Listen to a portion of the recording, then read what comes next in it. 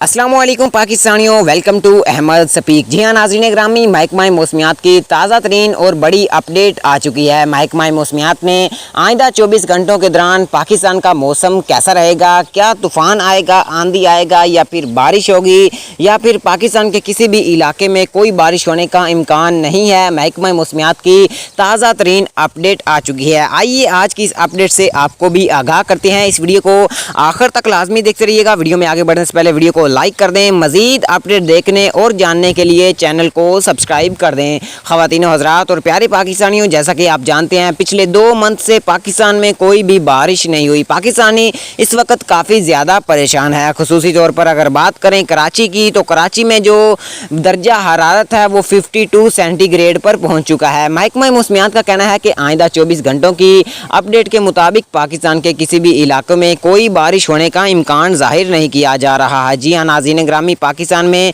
गर्मी की शिद्दत में मज़ीद इजाफा देखने को मिलेगा।